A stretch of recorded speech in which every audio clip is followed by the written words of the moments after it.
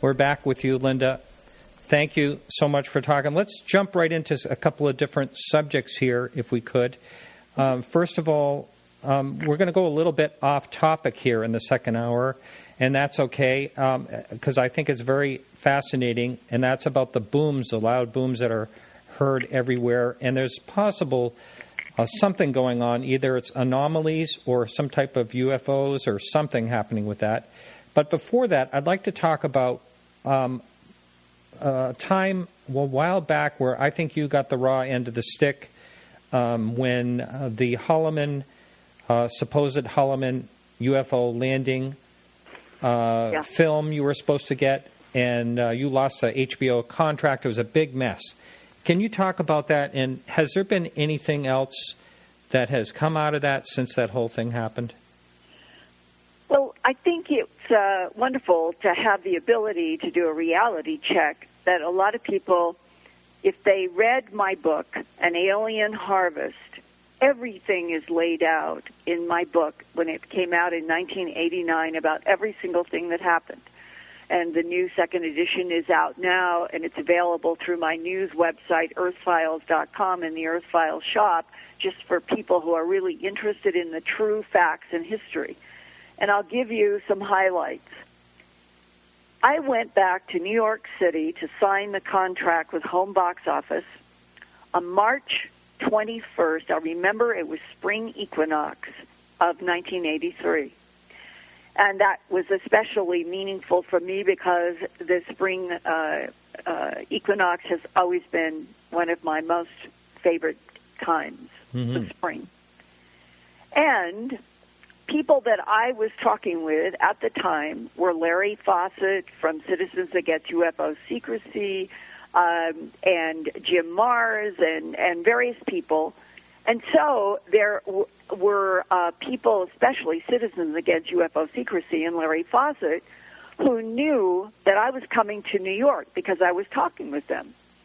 And it was Peter Gersten, who was the New York attorney who had filed the first Freedom of Information Act request on behalf of Citizens Against UFO Secrecy in the last half of the 1970s when the FOIA Act was finally real.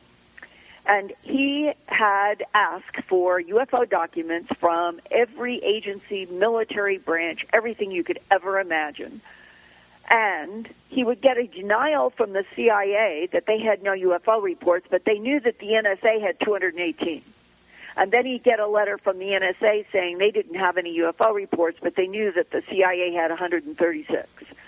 And he would put all these letters together, and he then had a case that each agency was lying to him about the UFO documents that they had. And that's how Peter Gersten ended up before the Supreme Court in an in-camera session, because all of these agencies had declared that his inquiries for documents for UFOs was threatening national security. And the outcome was there were dozens of pages all blacked out that were released to Peter Gersten, but it proved to him, to Citizens Against UFO Secrecy, and made all of the media around the world in 1980 that there were government agencies that were hiding documents about UFOs and wouldn't explain why.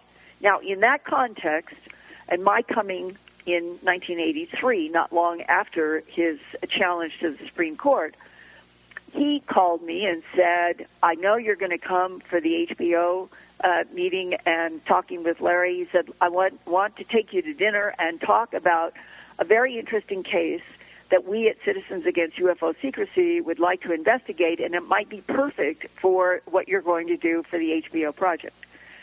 So I signed the contract. That night we had dinner, and Patrick Huage was there, another researcher of anomalies. The three of us went over various things, and Peter Gersten said, here are some documents and letters from a man named Richard Doty, who is an Air Force Office of Special Investigations agent at Kirtland Air Force Base in Albuquerque. He said, when you go back to Denver, which is where I was based then, excuse me, he said, I will arrange the meeting between you and him to follow up this correspondence with us, Citizens Against UFO Secrecy, about a landing of a disc, an exchange of some kind of weapon and gunfire at Ellsworth Air Force Base that involved the National Security Agency. And he said, we really want to investigate it. You get us witnesses he says he can provide, and we'll do this, and you can investigate with us as we do this for real. That was perfect. I wanted to do things fresh. So the April 9th, 1983 meeting at Kurland Air Force Base in Albuquerque was set up by Peter Gersten, the attorney for Citizens Against UFO Secrecy. In that meeting, where I thought I would be there for 10 minutes, get names and addresses of the people who were witnesses to this exchange of some sort of weaponry between extraterrestrials and a security officer at Ellsworth Air Force Base, this was a surprise when the special agent behind the desk, Richard Doty, said, my superiors have asked me to show this to you. And he reached into a left-hand drawer, pulled out a manila envelope, started pulling out some 8.5 by 11 pages. I was sitting at a chair right in front of him and the desk, and he said, you can read these, but you cannot take notes, and I want you to move from the chair you're in to that chair. And he motioned to a very large green chair in the middle of a very large office. And I was so green and innocent about counter-intel and government and CIA and DIA and NSA and the way they do things at that time, that at that moment it never occurred to me that they would just take advantage of most of us who are innocent. And when we're told to move to a chair, we're not thinking it's because that's where we're going to be videotaped, audio taped, photographed. I learned that later. But I just did what he told me to do, looking at the top page of these pages that he had put in my hand, and it said all caps, briefing paper for the President of the United States of America on the subject of unidentified aerial vehicles or unidentified aerial craft. It was one of those two acronyms. They were used interchangeably in that document, UAVs and UACs. And when I went to the first page, it went back into things like the Thomas Mantell crash, the implication of aggression on the part of the disc, the Robertson panel, the various coming up through what we know is the old history of the 40s, the Roswell crash. And on the next page, it had a summary of at least 7, perhaps, locations where our government had retrieved extraterrestrial, the word was used, extraterrestrial craft or vehicles from a variety of sites in the United States that included 3 different ones, I think. I know that it had 2 different years, 47 and 49 for Roswell, New Mexico, and that in the 49 one from Roswell, a live being was taken to Los Alamos, where it was kept until it died of unknown causes on June 18th, 1952. That was in that list. It talked about Aztec, without question, was on that list. It talked about Magdalena, the plains of San Augustine. It talked about a place in northern Mexico, south of Laredo. It talked about a location in Arizona. So there was a list, and it all referred to where craft and bodies, alive and dead, were retrieved. And then it got to a paragraph where it said, extraterrestrial biological entities have manipulated DNA in already evolving primates to create Homo sapien, and the Latin words Homo sapien were used. Technically, current modern humanity for the last 35,000 years is designated Homo sapien sapien.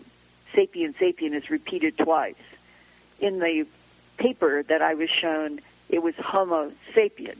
That would include going back 2 million years ago to Homo erectus.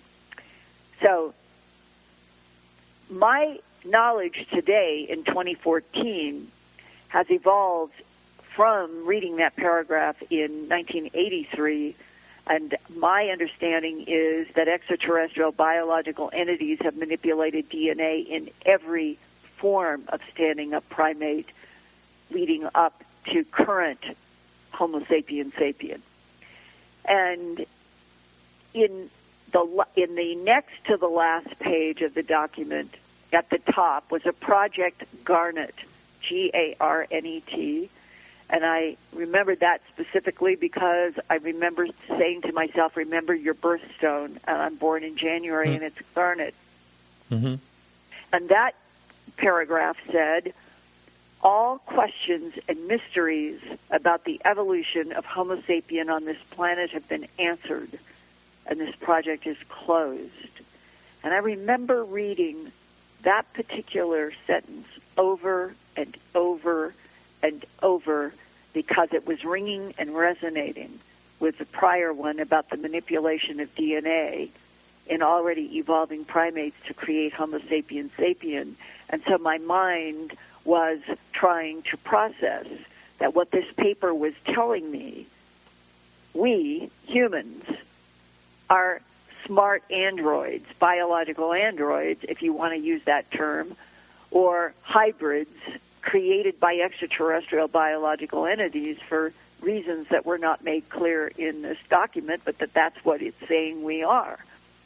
And then it went into approximately 3 or 4 other paragraphs with project names such as Project Sigma, efforts to communicate between the National Security Agency and extraterrestrials, discussed Project Pounce, teams that were organized to go and retrieve any downed extraterrestrial craft and to retrieve bodies dead and alive. Project Aquarius was on the last page with another. It was the biggest paragraph, and essentially it said that Project Aquarius was the evolving knowledge in multiple volumes that were being kept on all of the research, communication, and development in relationship to extraterrestrials, and that information from Project Aquarius was being applied to the current NASA space program. Those words were on that page. Wow. Now, when the whole thing crashed on you, how did that happen? You know, when when I left that day of April 9th, and that briefing paper had been presented to me, and now I'm in a whole new box. This Richard Doty said that the government would be interested in cooperating. That was the thing, cooperating with me on, because I'm there as an HBO producer. Don't forget that. That's why I'm there. Mm-hmm. I'm producing an hour documentary called UFOs, the ET Factor for HBO, and Gersten arranged the meeting, but that's why I'm doing all of this. I was producing an hour for HBO. So before I left, Doty said that the government was interested in cooperating and releasing to me 2 categories of film that they had. One about the fact that Lonnie Zamora, the policeman down in Socorro, mm-hmm. on April 24th, 1964, had come across a mistake, a communications mistake, that the egg craft that had vertically come down near Socorro, that he pulled up in his police car and could see the little child-sized beings on the outside, and then he either, I can't remember if he got out of the car or did something, and then they seemed to take notice, and the 2 small beings hurried into this white egg-shaped craft that had a symbol on the outside in red, and that it took off with flames coming out of the bottom, which was very strange.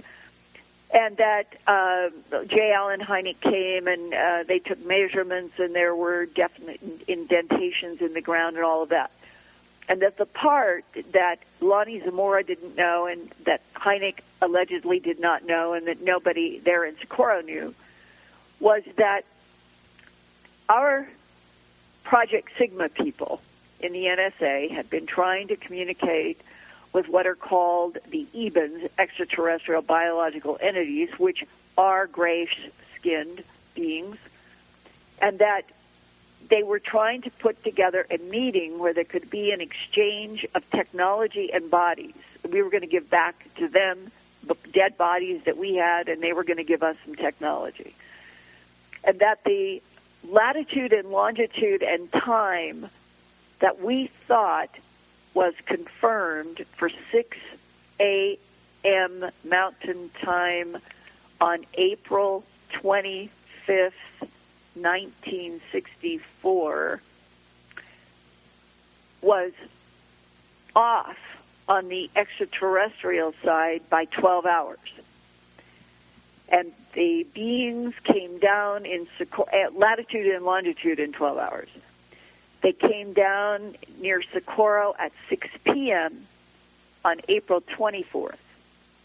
And they were supposed to be over on the Trinity site further east at 6 a.m. on April 25th, 1964. And that I would be able to tell that story. And that was quite exciting to me, the idea that I'd be able to introduce facts with a police officer who was alive, and we would be able to talk about what really happened and what a wonderful way to start getting into the fact that extraterrestrials are here, that we're trying to have a meeting with them. Nothing hostile and nothing dangerous, right? And that the second part of all of this would be when they actually had this meeting, that I've been told 2 different places, one Trinity site, which I just said to you, but it's also been suggested, and I think this is truer, that the meeting actually occurred at Holloman Air Force Base, and that I was told that there were like 5,000 feet of film that had been shot from 5 or 6 different locations, ground cameras, cameras in the air, of 3 egg-shaped EBEN craft that come along the hills, and they had a location. This is the correct location. Lonnie Zamora was the wrong location in time. Now we're at the right location in time in the morning, and that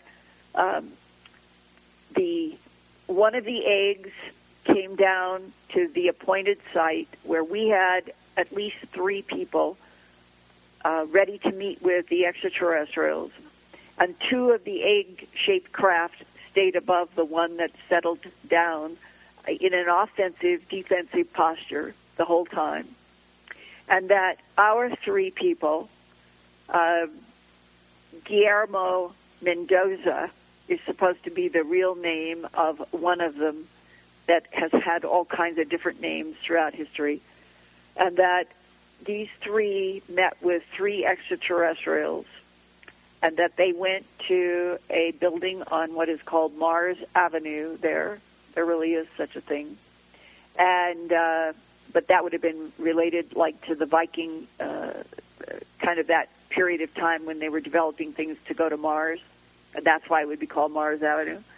And that there was a building, and that there was an exchange, and that we gave them some bodies, and they gave us some technology, and they got back in their egg with the others above, and they took off. Linda, but just this one really important thing is that the whole idea was that both of these would show that we were trying to communicate with in very peaceful, and the EBENs with us.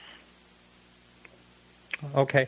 I just wanted to interrupt you just briefly because right at this point, before we move on to something else, is Ray Stanford.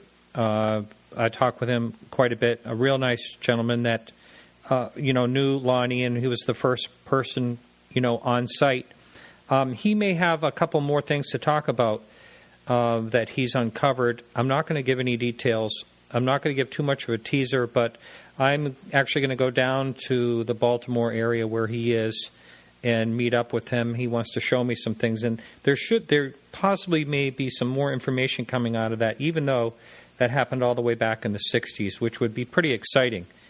Well, if he knew Lonnie and you tell him what I was exposed to, I think that there is really a lot reinforcing the fact that Lonnie Zamora came across a mistake that our government was trying to have a meeting with extraterrestrials further east, and that the latitude, longitude, and the time was off. I can almost guarantee you he's listening to the show right now.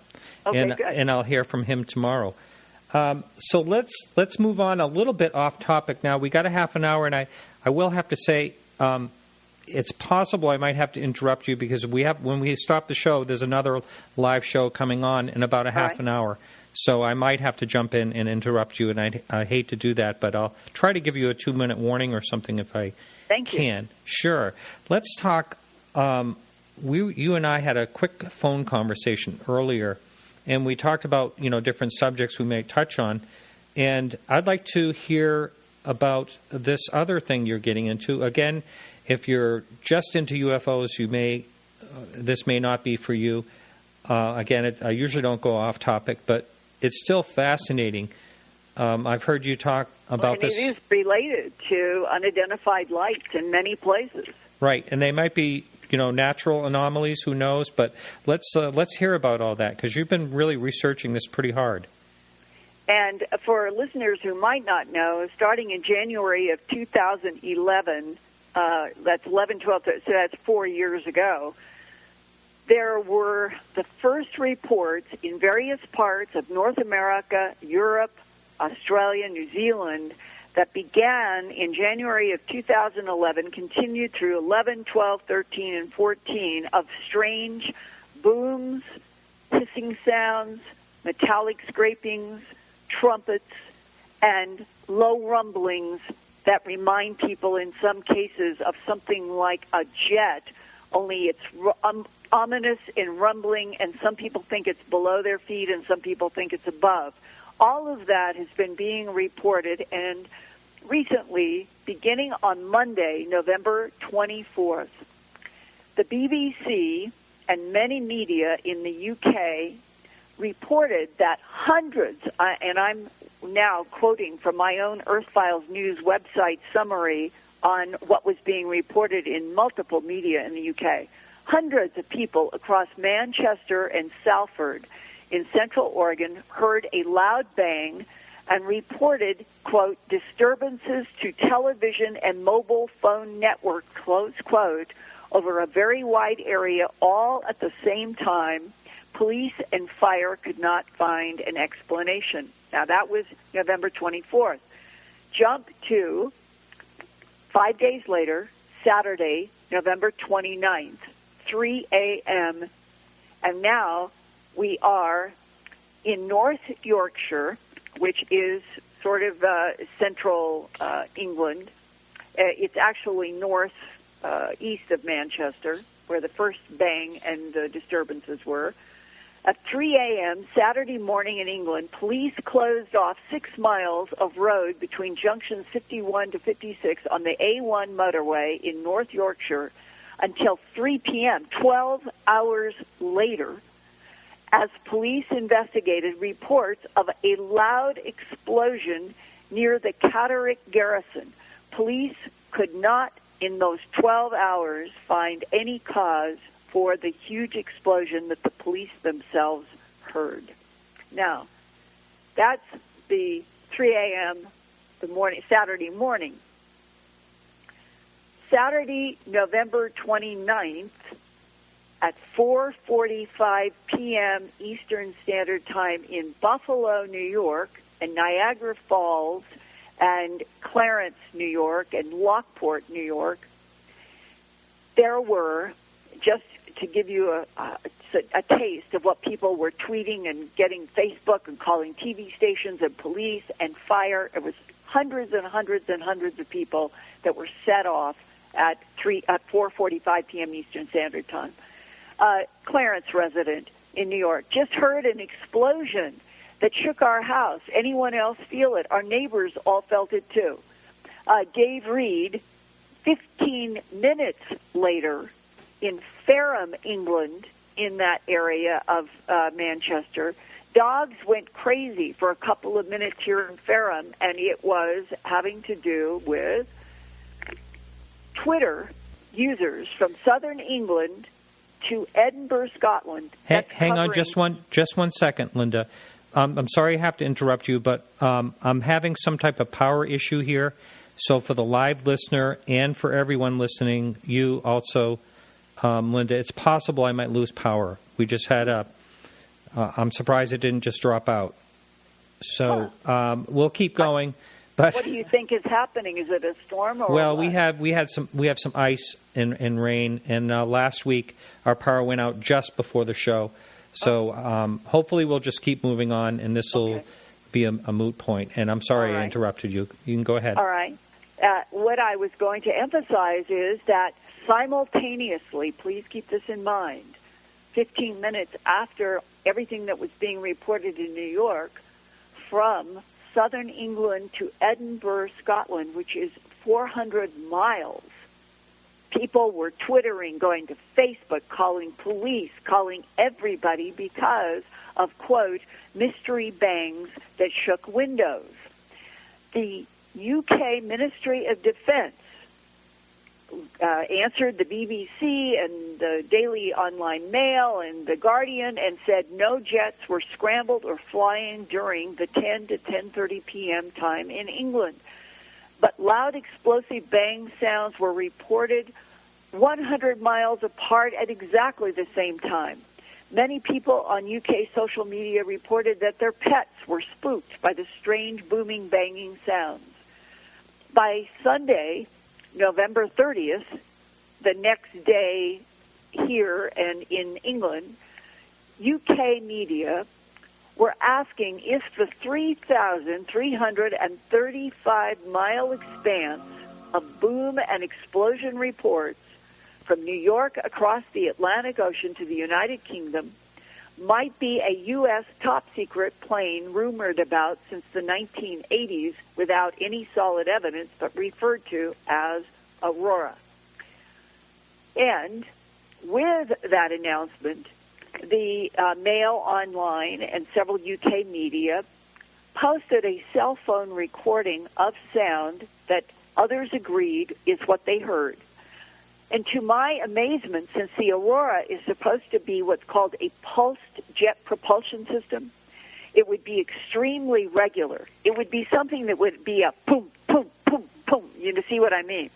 What the cell phone recorded was like exaggerated fireworks, erratic staccato, not sounding anything like you would expect an advanced technology that had some sort of pulse would sound like. And many people have raised that question. Well, how could what was recorded and people affirmed that all of this scattered staccato is what they were hearing, and no one has explained that. It certainly doesn't seem to match up what other people have said about the Aurora program.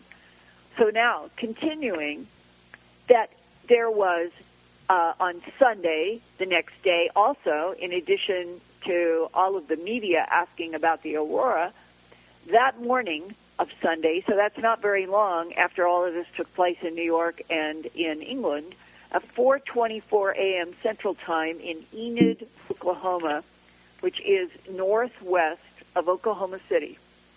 Here is a report that came to me that morning, to Earth Files, from somebody who was waked up, shaken out of their bed.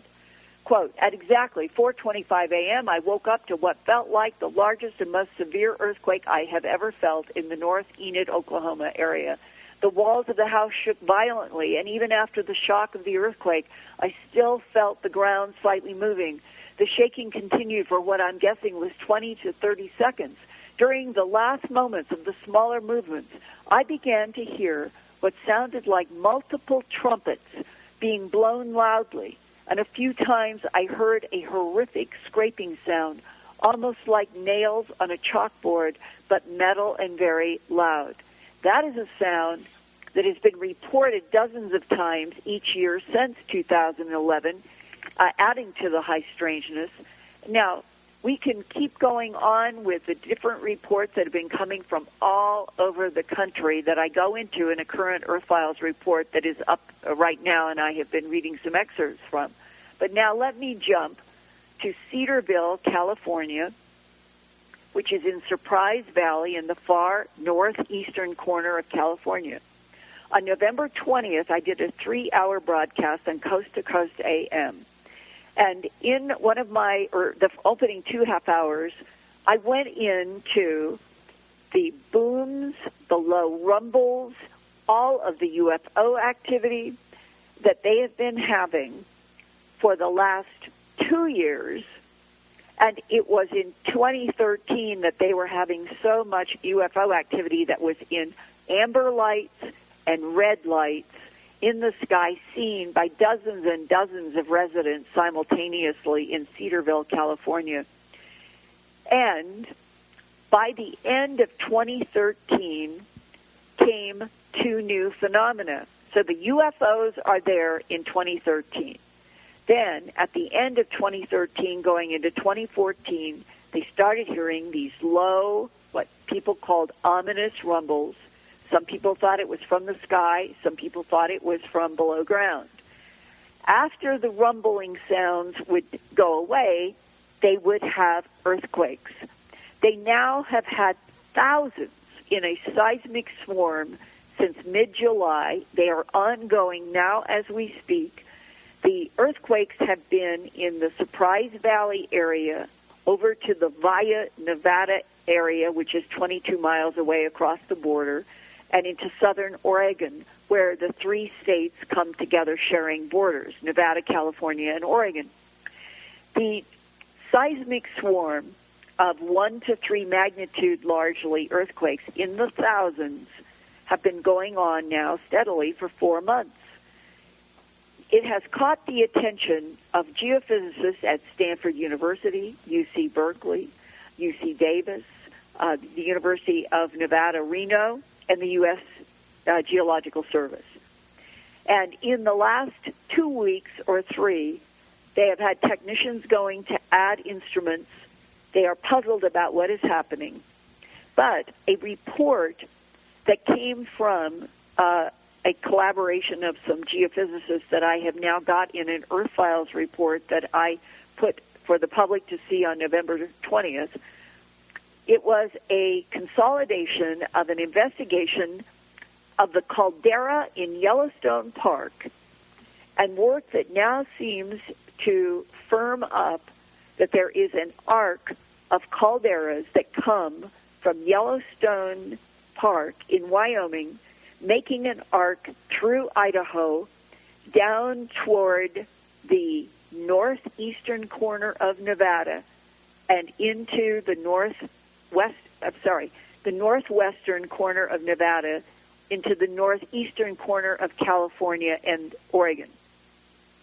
And the question that is apparently now being considered, could all of the seismic swarm activity in this region since mid-July of 2014 for 4 solid months be linked to, I'm going to say, caldera mantle seismic activity in Yellowstone Park, which is a long way away, but is connected by these ancient calderas. And many people in the Cedarville region who have talked to me, and Jean Bilodeau is a reporter for the Modoc County Record there, and she has been studying the lights and studying the seismic activity and studying the rumbles and has heard them herself and said that it was a very, very bizarre experience to hear the sound. She and others are asking this question. We had all of these lights in the sky persistently doing all kinds of patterns and interacting with the lights would seem to interact with themselves all the way up to the end of 2013. Then the seismic activity and the rumbles begin in 2014 with an acceleration of intensity from July to now. Could there be a link between, first, the presence of all of those lights persistently night after night throughout 2013 and what has been happening in 2014, and would that possible question connection relate to all of the many boom reports from Salem, Massachusetts, to Kentucky, to Utah, to California that have been going on for the last 4 years, in which people have seen bright flashes of light? A security camera in the Salem, Massachusetts area caught one of these blinding flashes of white light with a boom, and I mean it is a boom. And that videotape was shared 2 years ago by lots of media.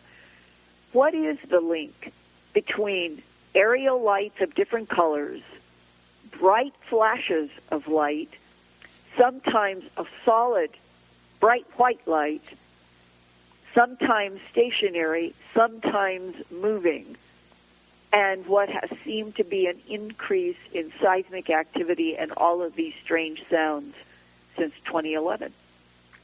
Really something. It is ongoing and real right now.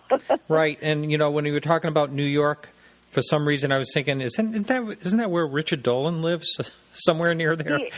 He's in Rochester, New York, and Rochester and Buffalo I don't think are too far apart. I don't know whether he experienced any of this, but I know that Buffalo and Niagara Falls, many, many residents in those two cities did. Really something. Now, if by chance this is any issue with Yellowstone, that could be a major disaster. They've been predicting something might happen, but, it happens about every 600,000 years, and the last time Yellowstone blew was something... 700 and approximately 77,000 years ago. It was almost 800,000 years ago. They average it out and say that in the last, something like the last 50 million years, that there may have been some sort of volcanic activity there in somewhat of a, not regular, it isn't like a clock, but periodically maybe you could average it out every 500,000 or 600,000 years. So right now, 787,000 is a long time, but to make everybody feel better, because I've interviewed the director of the Yellowstone Volcanic Observatory many times about this. They're used to these seismic swarms in Yellowstone, and a seismic swarm can be thousands and thousands of small earthquakes where the ground just shakes and rattles at a low level just for a long time, and that they are so used to it there that they relate to the idea that the crust is interacting with the mantle, that is the hot lava below that crust. That's why there are geysers and mud pots that burp and all of that. But the issue about whether or not Yellowstone Park could do what it did nearly 800,000 years ago again has always been one of those haunting questions that have hung out there. And the director of the Yellowstone Volcanic Observatory says that he and other geophysicists are pretty much convinced that they can live with these swarms happening constantly there, and they're not worried until there is a spike up into the 5 magnitude region. If suddenly Yellowstone Park began having seismic events at 5 or above, that would be the time for somebody to put out some sort of, at least for those of you who live within whatever miles they're going to say of Yellowstone Park, you might want to consider leaving for a period of time for us to see what happens, right? That is sort of what would be fair to the public. Barring that, if there is a sort of unwritten word that nothing will be said until I guess there would be a huge quake. But somehow I've gotten the impression that nothing like that would be expected, that they think that there would be a buildup and it would be big enough in these fives that they would have really quite a lot of time to prepare people and try to transition people out. But then we get to the question of the size. And as I understand it, the caldera of Yellowstone, if there was a blast of the size that it was about 800,000 years ago, it would essentially obliterate about 6 states and 3 or 4 provinces of Canada, and leave the skies probably full of dark ash for an indeterminate amount of time. And when you have ash in the sky from large volcanoes, that's when there have been periods of cooling in Earth's history and plants not growing and all sorts of bad things happening.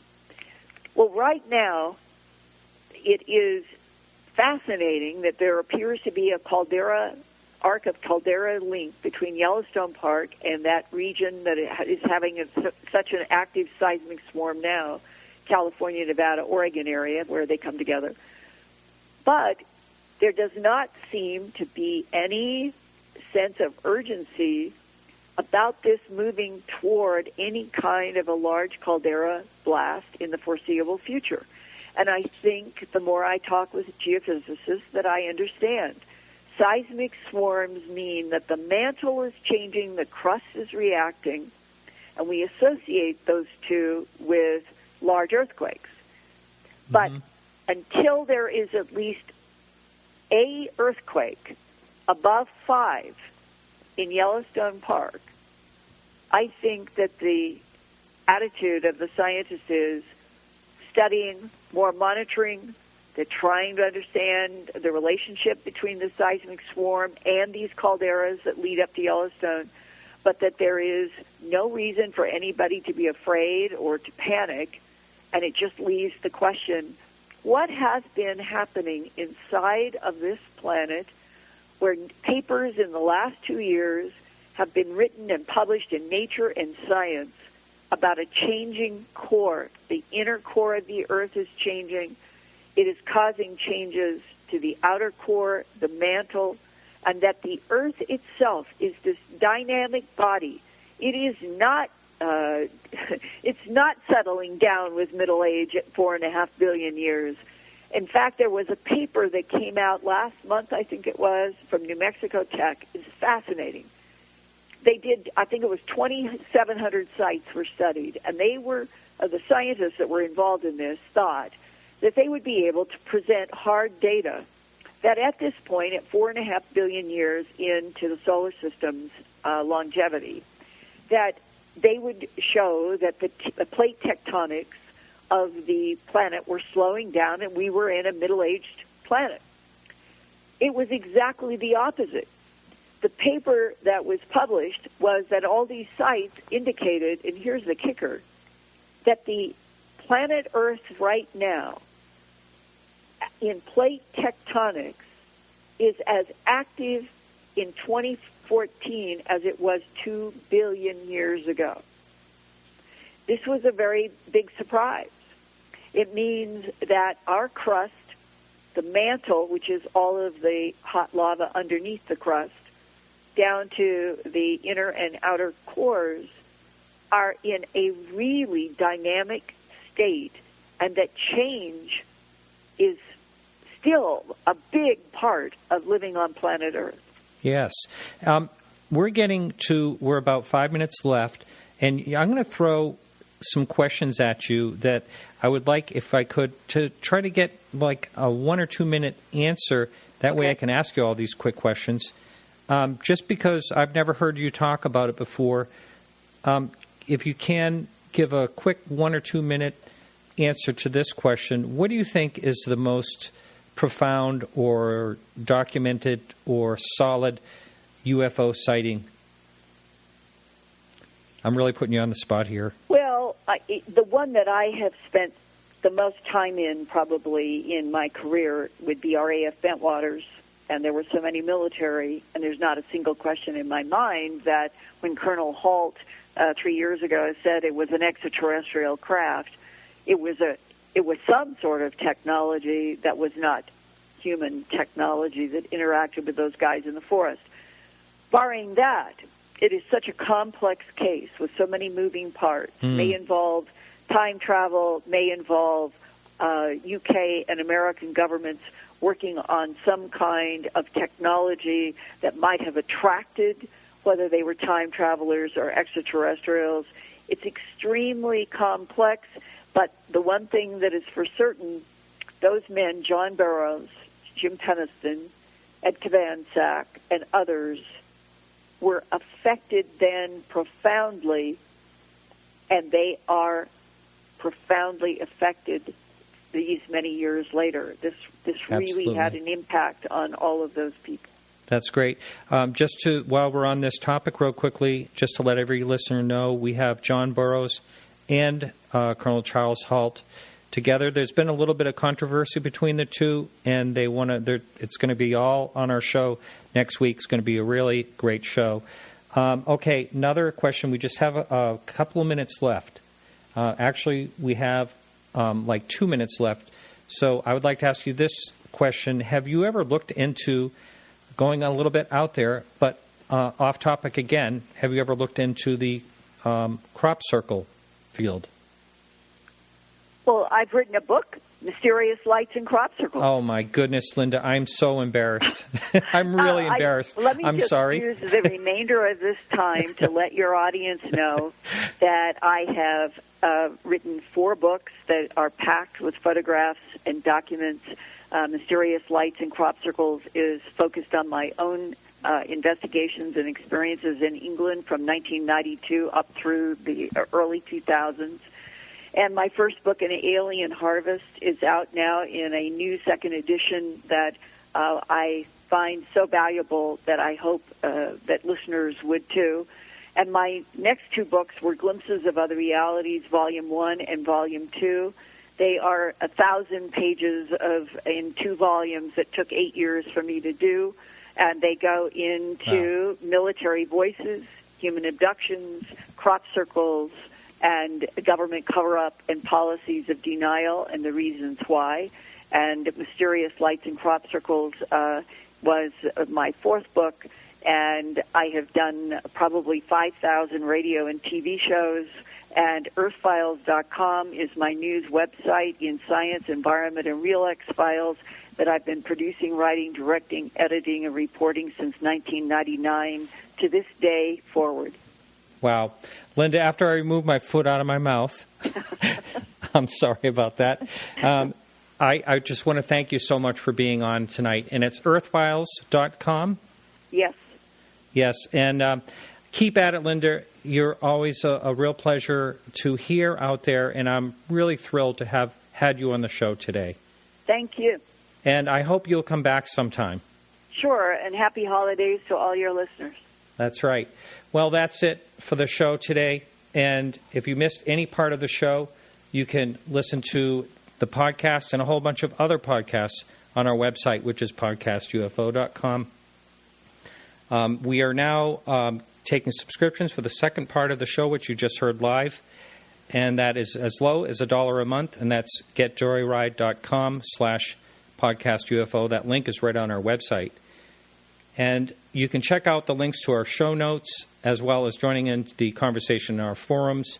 And I want to thank everyone for helping out with the show today. Alejandro Rojas for the news. Our guest, of course, Linda Moulton Howe. Carrie Lloyd Whitehouse for the music. Peggy Shunning for managing the Facebook page. Remember to like us on Facebook for all the latest news. And you can check us out next week. I already said who the guest is, John Burroughs and Charles Halt. Right here on the Dark Matter Radio Network at 8 p.m. Eastern Standard Time till 10 p.m. Well, that's it for the show tonight. Thank you, everyone, and we'll be talking to you next week. Keep your eyes to the sky.